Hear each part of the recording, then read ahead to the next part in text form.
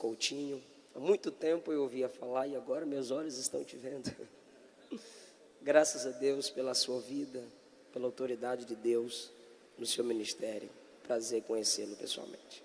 Minha esposa, que é um instrumento gracioso de Deus na minha vida. Evangelista Washington. Já é pastor? Evangelista? Te amo, filho. Que Deus continue te abençoando. Por favor, primeira carta de Paulo aos Tessalonicenses, capítulo de número 4.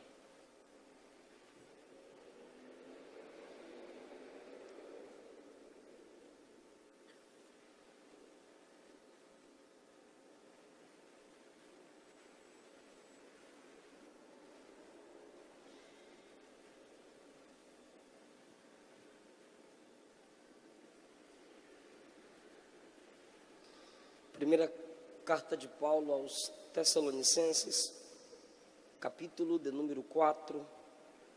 Se podemos ler, digam amém. A partir do versículo de número 1. Finalmente, irmãos, vos rogamos e exortamos no Senhor Jesus, que assim como recebeste de nós, de que maneira convém andar e agradar a Deus, assim andai, para que abundeis cada vez mais. Versículo 3. Porque a vontade de Deus para a vossa santificação é que vos abstenhais da prostituição. Que cada um de vós saiba possuir o seu corpo em santificação e honra, não na paixão de concupiscência como os gentios que não conhecem a Deus. Nessa área, ninguém oprima ou engane o seu irmão, porque o Senhor é vingador dessas coisas, como também antes vos dissemos e testificamos, porque Deus não nos chamou para a imundícia, mas para a santificação.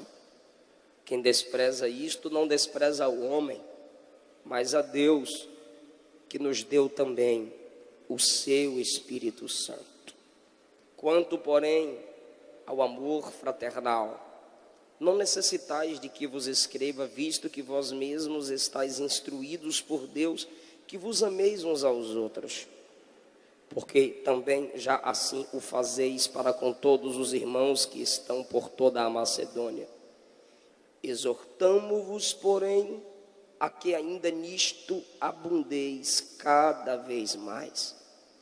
E procurais viver quietos, tratar dos vossos próprios negócios, trabalhar com as vossas próprias mãos, como já vos tenho mandado, para que andeis honestamente para com os que estão de fora, e não necessiteis de coisa alguma. Não quero, irmãos, que sejais ignorantes acerca dos que já dormem, para que não vos entristeçais como os demais que não têm esperança. Porque se cremos que Jesus morreu e ressuscitou, assim também aos que em Jesus dormem, Deus os tornará a trazer com ele. Dizemos-vos, pois, isto pela palavra do Senhor, que nós, os que ficarmos vivos para a vinda do Senhor, não precederemos os que dormem. Porque o mesmo Senhor descerá do céu com alarido, com voz de arcanjo e com trombeta de Deus. E os que morreram em Cristo ressuscitarão primeiro. Depois nós, os que ficarmos vivos, seremos arrebatados juntamente com eles nas nuvens, a encontrar o Senhor nos ares, e assim estaremos para sempre com o Senhor. Glória a Deus. Assentai-vos, por gentileza. Como eu já disse aos amados ontem, temos os nossos materiais disponíveis lá na entrada. Eu tenho o tema Quando o Ribeiro Seca. Pregamos no Congresso de Jovens ali em Gurupi, Tocantins. Eu tenho uma outra mensagem, o juízo final. Pregamos na cidade de Açailândia. Não remova os marcos antigos, conquistando o que precisa não comemore, resgatando a presença e a bênção de estar solteiro. R$10 cada DVD. Eu tenho livros da minha autoria, uma coleção de 3 livros baseados no livro dos Salmos. Salmos, mensagens para o mensageiro.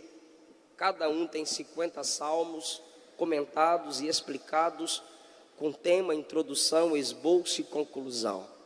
O preto são salmos do 1 ao 50, o branco do 51 ao 100 e o cinza do 101 ao 150. Também R$10 cada livro. Graças a Deus, ontem esgotou Segredos da Liderança de Paulo. Eu também tenho um livreto que é resultado de um seminário que eu ministrei para jovens recém-casados, Casamento a 3, na cidade de Imperatriz. Não escandaliza com o tema não, primeiro tu lê, depois tu fala alguma coisa. Casamento a 3, e tem CD da minha esposa, CD original, incluso o playback, R$10. Ontem nós falamos sobre a realidade do arrebatamento para a igreja. É uma promessa, e essa promessa vai se cumprir, foi Jesus quem a fez. É a separação da igreja verdadeira saindo do meio da igreja falsa. O arrebatamento é o livramento de Deus para a sua noiva. O capítulo 4 de Tessalonicenses nos traz algumas verdades como contexto para o versículo 16. Eu vou repetir. O capítulo 4 traz algumas verdades como contexto. O que é o contexto? Tudo aquilo que envolve um versículo antes ou depois. Isso ajuda a sua compreensão com respeito à palavra. Isso te fará entender o que levou o escritor a escrever tal versículo. Versículos isolados é a base para a seita. Texto sem contexto é pretexto para se entender ou pregar heresias. Então, ao meditar nas escrituras sagradas, detalhe, a expressão meditar vem do hebraico sussurrar. É interessante você ler a Bíblia e falando em voz audível ou até sussurrando. O Warren Wiersbe disse que se você não conversa com a Bíblia, dificilmente a Bíblia vai conversar com você. Você precisa fazer perguntas ao texto. Você precisa falar, sussurrar aquilo que você está tentando entender, tentando aprender. Então foi nessa visão que eu comecei a ler a primeira carta de Paulo aos Tessalonicenses, propriamente no capítulo 4, quando Paulo vai falar que 2 coisas ele já tinha ensinado, e essas 2 coisas a igreja de Deus em Tessalônica, não a igreja de Tessalônica, é de Deus, ela precisava abundar, crescer, prosperar naquilo, ter com abundância, com largueza, multiplicar-se conforme aqueles ensinos. Lado direito aqui, está me ouvindo? Diga amém, por favor. Paulo disse que 2 coisas ele já tinha ensinado àquela igreja, e ele deixa claro que essas 2 coisas que ele havia ensinado, esses irmãos deveriam crescer no que eles já tinham ouvido. Então, Paulo vai repetir a pregação, Paulo vai repetir o seu ensino. É como ele disse à igreja de Deus em Colossos, que não se cansava de lhes ensinar aquelas verdades. Existem mensagens, principalmente no congresso onde se tem um tema, que você pode dizer, mas eu vou ouvir isso de novo. Se você não muda, a mensagem não muda. Existem verdades que você vai ouvir sempre, para tu mudar. Quando você mudar, aí Deus poderá mudar o perfil da mensagem que falará ao seu coração. E enquanto a gente não muda, e enquanto a gente apenas vai melhorando, Deus vai falando sempre para nos aperfeiçoar. Essas duas coisas que Paulo já havia falado foi a santificação do corpo e o amar o próximo. Perceba que ele diz no versículo 1: rogamos, exortamos, que assim como recebeste de nós, de que maneira convém andar e agradar a Deus, assim andai. Para quê? Para que abundeis cada vez mais. Aí no versículo 2 ele diz: vocês sabem que mandamentos vos tenho dado. Não é estou dando pela primeira vez. Vocês sabem os mandamentos que já vos tenho dado. A expressão que Paulo muito usa é vós sabeis. É porque a igreja já tinha ciência daquele assunto no qual Paulo está tocando. Depois, ele diz no versículo 9: quanto ao amor fraternal, não necessitais de que vos escreva, porque vocês já estão instruídos de como deveis amar uns aos outros, e nisto abundeis cada vez mais.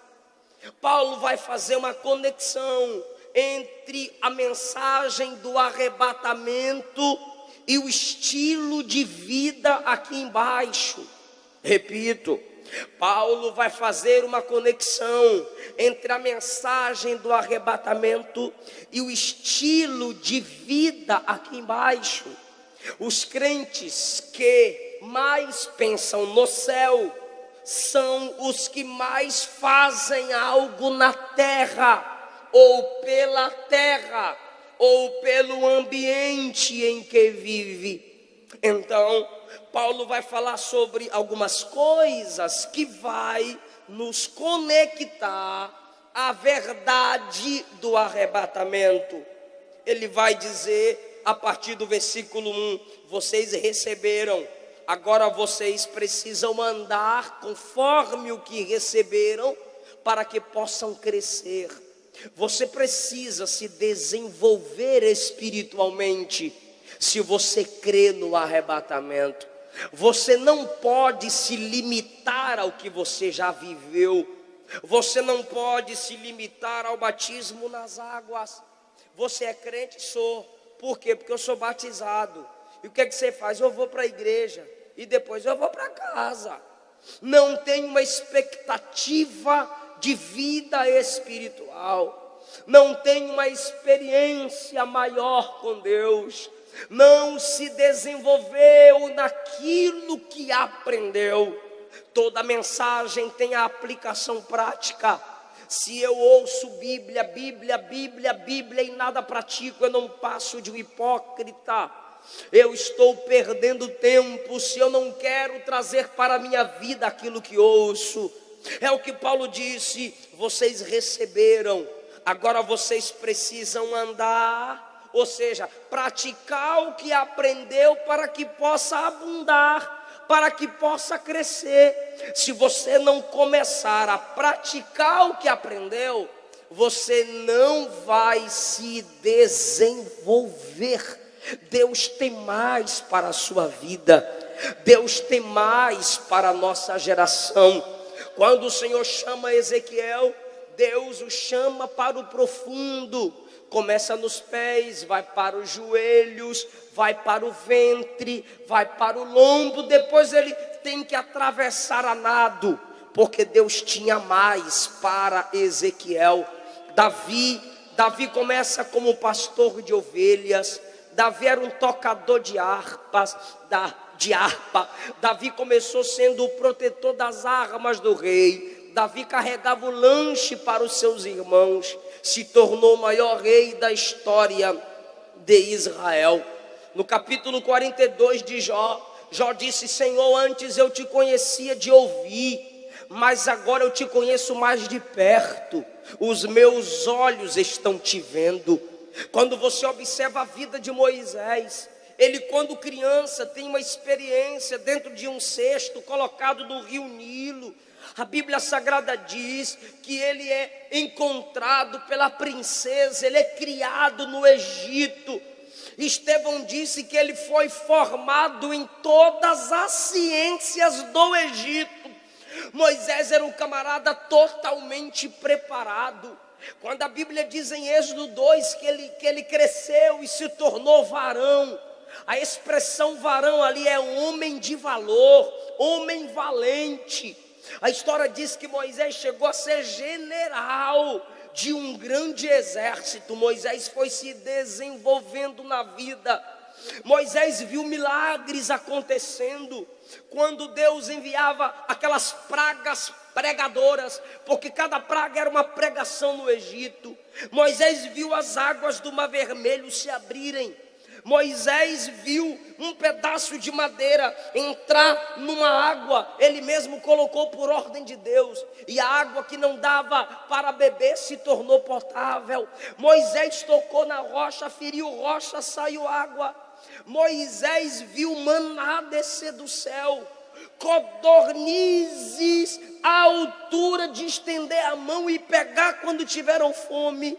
Moisés viu as costas de Deus, Deus passou, o protegeu, ele vê a glória do Senhor manifestada a ele, mas um dia ele ainda orou dizendo: eu quero ver a sua face.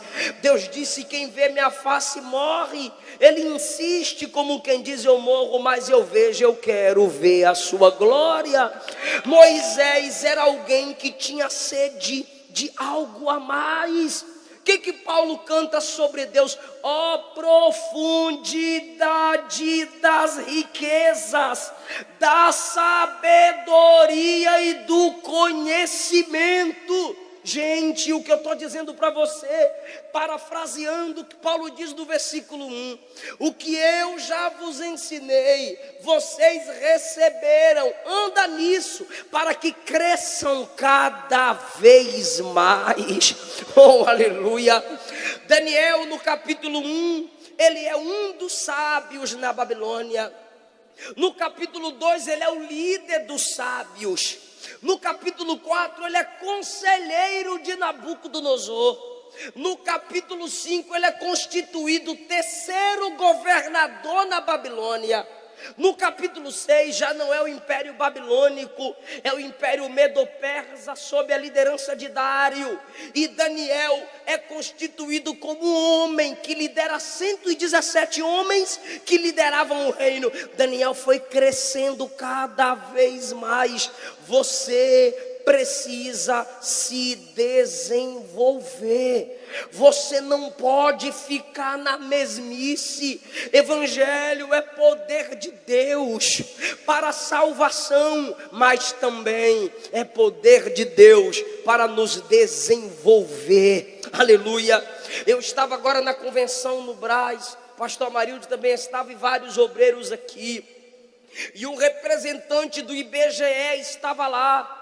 E ele deixou claro que onde o evangelho chega, a prosperidade chega.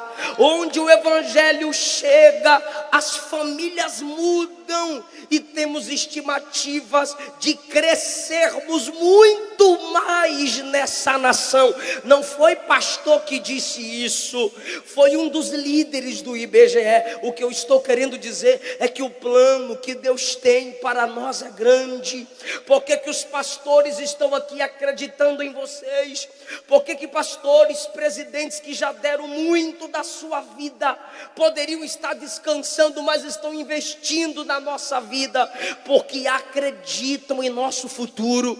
Se você ler o livro Heróis da Fé, ou comprar esse livro em áudio pela CPAD ou qualquer outra editora, você vai ver que os heróis da fé começaram com 17, 18, 19 a 23 anos de idade.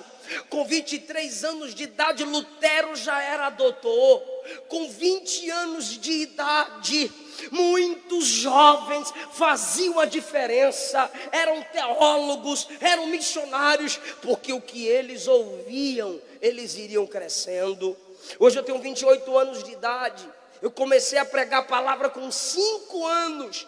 As histórias que meu pai me contava, eu chegava na escola dominical, minha mãe era professora da classe das crianças, e ela me deixava ensinar para as crianças a história bíblica que eu havia estudado com ela, para ensinar a classe das crianças. Só que até meus 8, 9 anos de idade, como que era a pregação do Eliseu?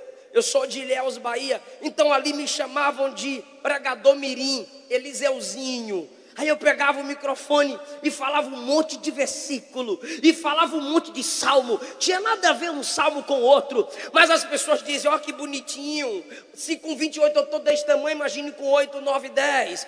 O cabelinho liso na cara, o povo achava engraçado. Mas aí a idade foi chegando, 10, 11, 12, 13. As pessoas não estão achando mais bonitinho.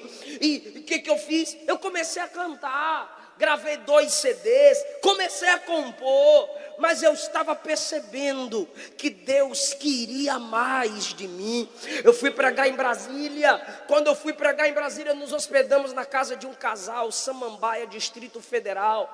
O nome do casal, irmão Erasmo, irmã Glória. Até hoje temos uma amizade linda. E eu olhei para minha mãe e disse: eu não quero voltar para a Bahia, não, eu quero ficar aqui. A minha mãe disse: mamãe vai orar. Ela orou, Deus falou com ela. No outro dia ela foi embora de ônibus. Eu fiquei lá com a irmã Glória e meu Erasmo. Fiquei ali em Brasília, estudando a palavra. Eles me colocaram num quartinho sozinho no último andar. De meia-noite às 4 da manhã, lendo Bíblia de joelhos, fazendo esboços de joelho. Primeiro livro de esboço que ganhei é um livro verde, encadernado, 1000 esboços. O segundo livro de esboços que eu li foi do pastor Josué Gonçalves, e erros que os pregadores devem evitar. Eu comecei a estudar, eu ficava o dia inteiro sozinho ali em cima. O casal trabalhava, estudava pela manhã, à tarde eu ia tocar teclado, e à noite eu ia ler Bíblia.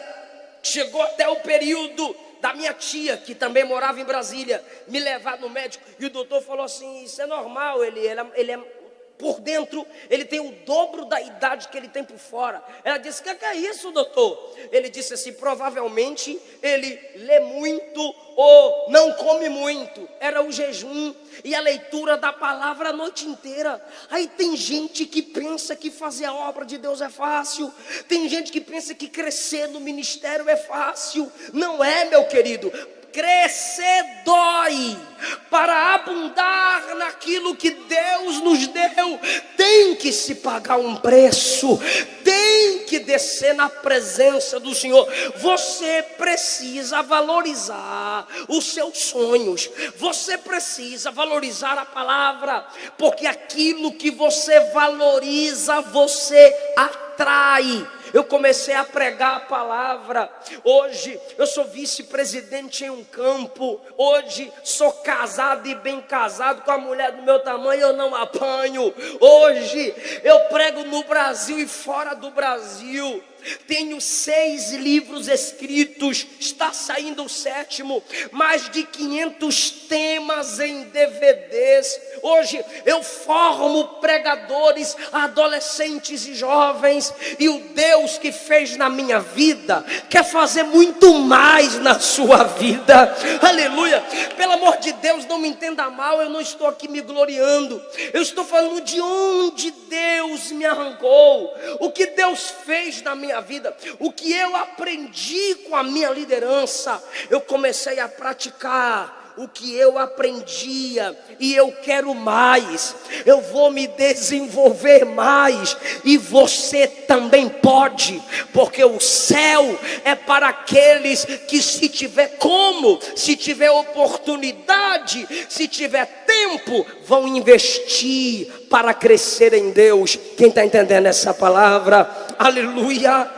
Paulo está dizendo: se desenvolvam, cresçam cada vez mais. Em segundo lugar, Paulo vai dizer que se minha mente está ligada ao arrebatamento, eu preciso de santificação em meu corpo.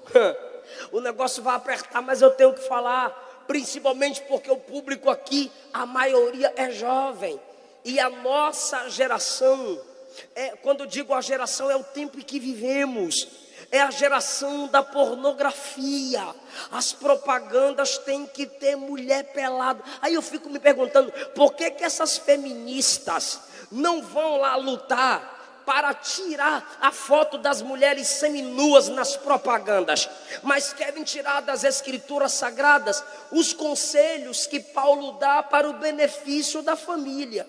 Querem criticar Paulo, querem criticar os pastores, querem criticar o evangelho. Mas perceba como a nossa geração sofre, como os nossos jovens sofrem. Versículo 3, a vontade de Deus é a vossa santificação, que vos abstenhais da prostituição.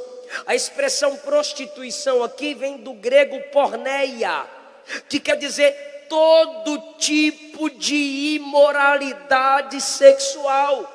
Paulo está falando para um povo que tinha a influência grega. Vou repetir para você não esquecer. Paulo está escrevendo para um povo que são novos convertidos e que vieram de uma influência grega. O mundo greco-romano encarava o sexo como um caos sem lei. Grandes personagens da filosofia grega tinham amantes. Eu fiz uma pesquisa, eu anotei aqui. Alexandre o Grande, além de viver na prática homossexual, tinha amante, Thaís. Aristóteles tinha uma amante, Herpília. Péricles tinha uma amante que escrevia seus discursos, Aspásia.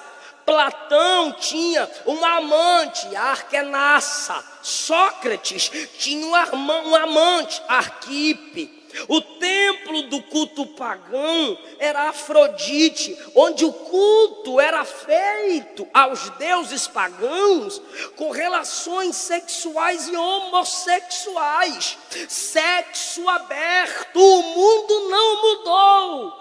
Você olha a nossa geração, o Brasil se assemelha a Sodoma e Gomorra. Se você ler Gênesis 19, a Bíblia diz assim, jovens e adultos, meninos e homens, chamavam os anjos na porta de Ló para abusar dos anjos sexualmente. Querido, esse pecado é realidade, mas não é novidade. Agora vamos para o nosso país. Não há nenhum fenômeno ou fator no Brasil que influencie mais o mau caráter do que as novelas da Globo. Eu vou repetir, não há fator ou fenômeno no Brasil que influencia o mau caráter mais do que a novela da Globo. E tem jovem crente que só vai para a igreja depois da malhação. E olha para aqueles estudantes que nunca foram alunos coisa nenhuma, que diz respeito à professora e professores, que é só prostituição. E aqueles atores se tornam modelo para muitos da nossa juventude. Quando eles vão ser entrevistados sobre a propaganda, eles vão dizer: nós retratamos uma realidade mentira. Eles induzem a uma realidade de traição, imoralidade, prostituição, homossexualismo, virgindade desprezada. Eu ouso dizer, e posso até me corrigir depois, mas do conhecimento que tenho até agora, a Rede Globo é o centro do satanismo no Brasil. Você precisa vigiar. Pastor Oídes José do Carmo, pastor presidente da nossa convenção no estado do Goiás, ele disse que cada sinopse, cada título das novelas da Globo passa 30 dias no terreiro de macumba, 7 dias no crânio de um cadáver, para chamar sua atenção, para prender a sua mente. Irmão, ali naqueles programas e novelas, a família, o evangelho tem sido zombado. Paulo está dizendo: cuidado, saiba possuir o vosso corpo em santificação e honra. Por quê? Porque o que a televisão mostra é que roupa bonita é aquela que mostra seios, roupa bonita é aquela que mostra as coxas. A moça tem que se expor para chamar a atenção, e essa cultura está tomando conta de muitas igrejas. Olha o que Paulo diz: ninguém oprima ou defraude seu irmão nesse negócio. Eu vou ser mais claro, mas eu vou repetir: ninguém oprima ou defraude seu irmão nesse negócio. Mocinha de Deus, minha filhinha de Jesus Cristo de Nazaré, você pode ser capaz de oprimir alguns irmãos, principalmente jovens, que vieram de um mundo sujo, estão no processo de libertação. Aí Deus é justo, mas a roupa da irmã é mais justa que Deus. A irmã vem para a igreja deixa eu te dar uma explicação. Pela esposa que tenho e como minha esposa se veste, eu tenho moral para falar o que estou falando aqui. Eu tenho moral para falar o que eu estou falando aqui. Você precisa entender que se você não esquece dessa roupa, ela não é para a glória de Deus. A roupa indecente é aquela que você não se esquece. Eu sei que o Maranhão é quente, eu sei que a cultura é botar uma roupa mais curtinha, mas você tem que viver na cultura do céu. Eu não estou dizendo que você não vai vestir uma roupa jovial, mas você pode andar na moda sem ser vulgar. Você pode se vestir bem sem oprimir o seu irmão. Por favor, não se sinta envergonhado. Eu não estou aqui como crítico, eu estou aqui como pastor expondo uma verdade bíblica.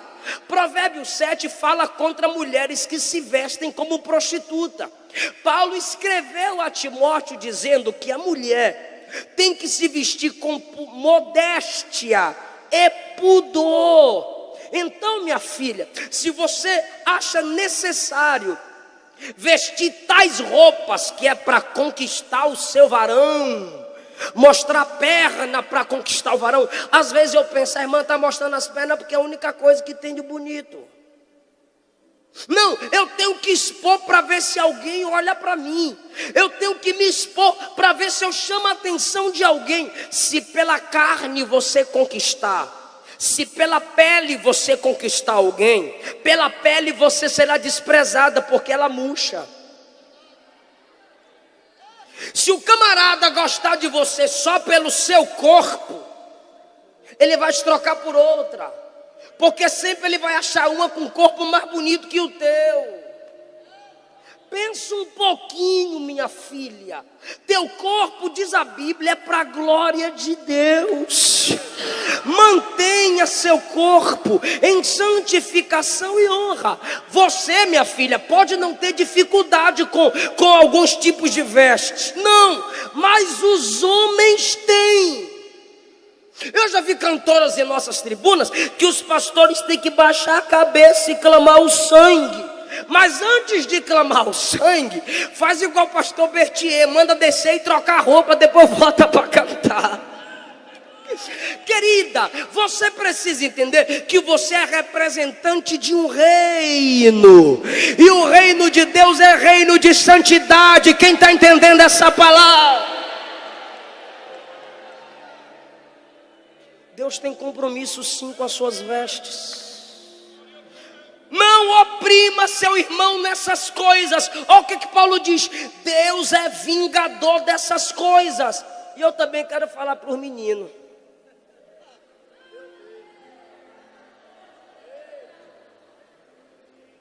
Filhão, você sabia que quando você beija a boca de uma mulher, você não tocou só o corpo dela? O ser humano não tem corpo, não tem alma e não tem espírito. O ser humano é. espírito, alma e corpo. Quando se toca no corpo, já tocou na alma, já tocou no espírito. Você precisa entender que brincar com o sentimento de alguém vai atrair a vingança de Deus para a sua vida. Está escrito: não oprima seu irmão nesse negócio. Na área de moralidade sexual. Sabe aquele namoro que quando você vai beijar no pescoço, a irmãzinha diz assim: para. Filhão, vocês são crentes? Somos. Ok. Vocês namoram? Uhum. Vai casar? Deus que me livre, então não namora, pelo amor de Deus.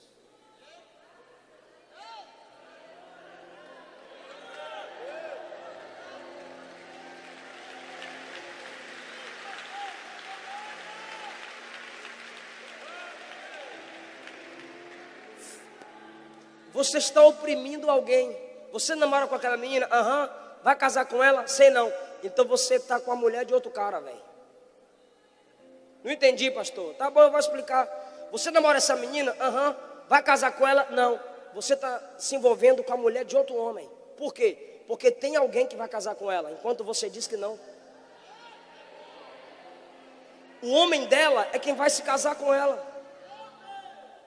Filha, para de se empolgar com o cabelinho arrepiado.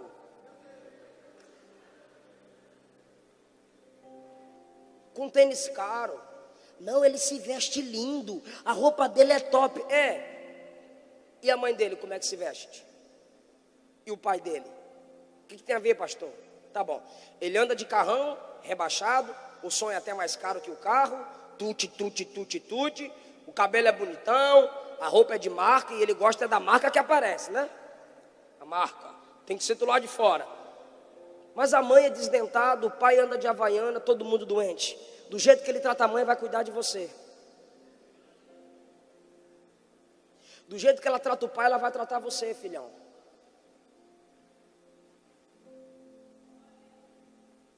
Você precisa orar. Você precisa vigiar. Sabe o que é que está na moda agora? Para os meninos, porque os estilistas, a maioria deles são homossexuais, com todo respeito ao profissionalismo, quer dizer, eu não tenho respeito por esse tipo de profissionalismo, umas calças que desenham as partes íntimas dos meninos.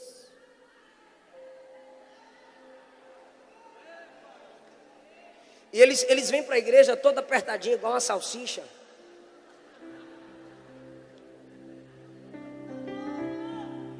É para atrair olhares. Isso se chama lascívia. É pecado. Aí a gente convida uns cantores evangélicos.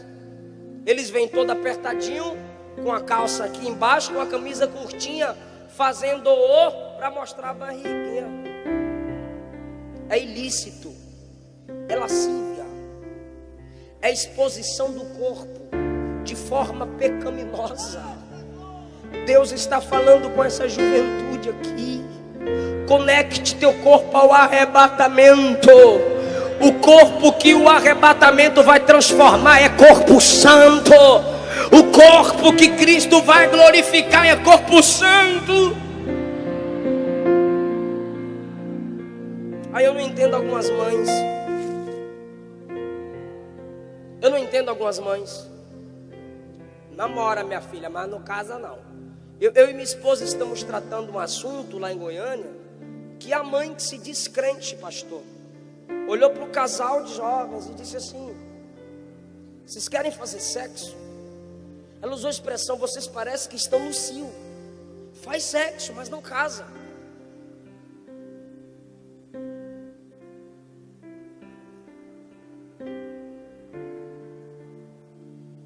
Se diz crente. Filho, filha, o pecado te fará colher. A Bíblia diz: o teu pecado te achará. O salário do pecado é a morte. Esse salário não atrasa. para hoje de viver na prática do pecado. Pastor, o que é imoralidade sexual? Tudo aquilo que incita a sexualidade indevida, pré-marital ou pós-marital, antes do casamento ou fora do casamento, extraconjugal. Se você incita, mas não pode se responsabilizar, você está na prática do pecado. Cuidado, evita ficar a sós. Evita levar a moça sozinho no seu carro para casa a certos horários. Alguns gostam de antecipar a marcha com a mão aberta.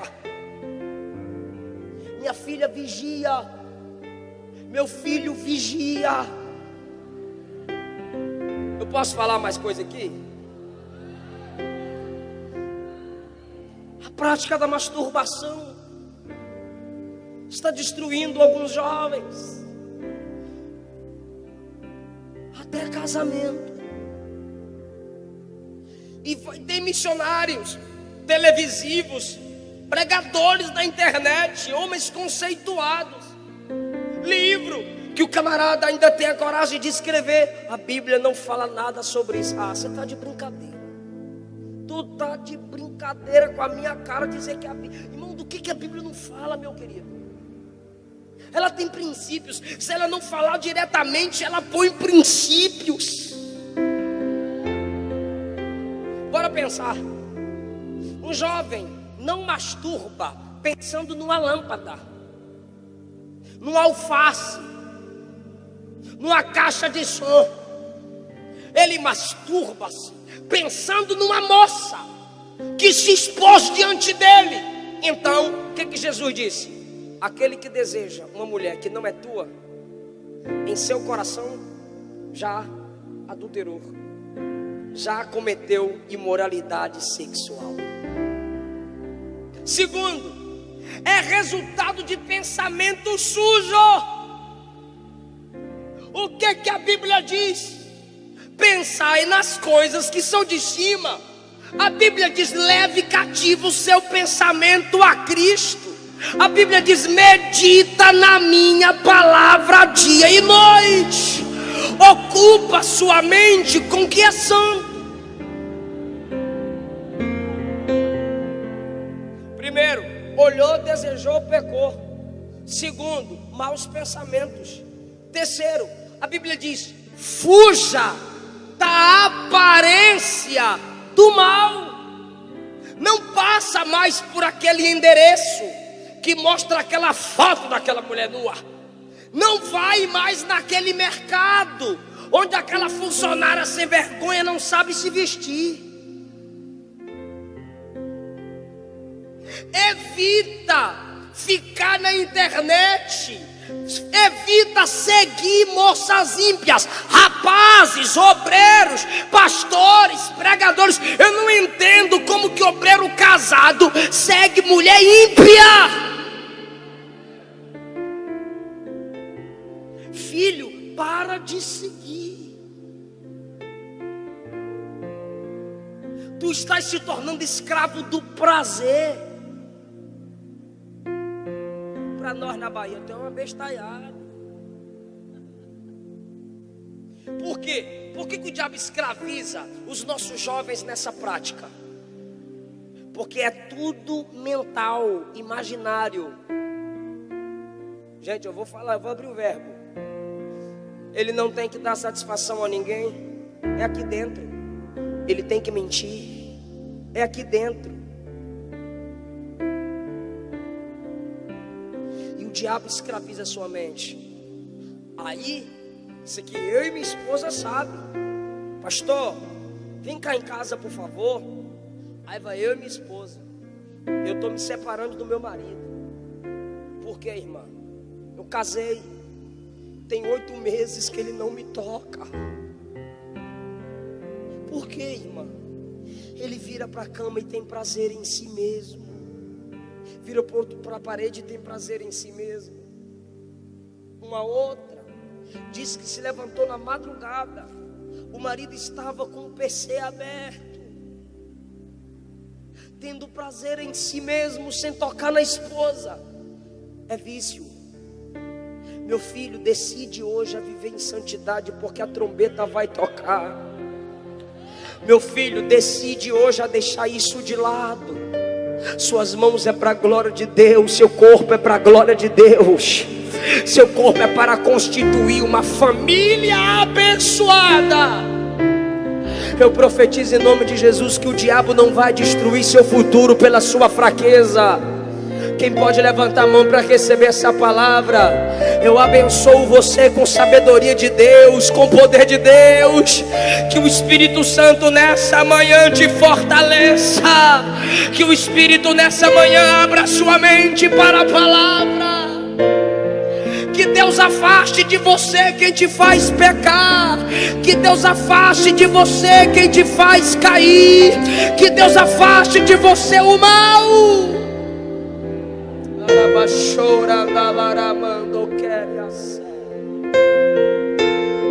Ei, foi na cama que Sansão pecou contra Deus com Dalila.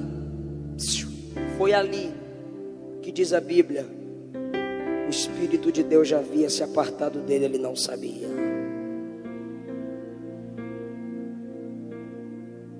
Siquém abusou de Diná. Ela saiu de entre seus irmãos e foi para a terra estranha. Cuidado, moça, não saia de entre seus irmãos, não se desvie, fica com a gente. Siquém foi circuncidado, mas morreu pela fraqueza do instrumento do seu corpo que o fez pecar. Faraó tomou Sara e queria se deitar com ela. Mandou produzir Sara todinha. Quando ele estava na cama, Deus enviou uma praga sobre todo o Egito, e todos os homens ficaram estéreis. Porque se é na área sexual que você tanto peca contra Deus, olha para mim. Se é na área sexual que você tanto peca, é nessa área que Deus vai cobrar de você. Abimeleque, Gênesis 20, eu falei de Faraó, Gênesis 12. Agora Gênesis 20, outro já se interessou por Sara. Deus desceu na cama e disse assim: se você tocar nela, eu te mato.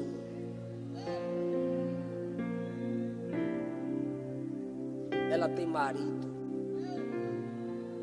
Deus é vingador de quem oprime seus irmãos nessas coisas.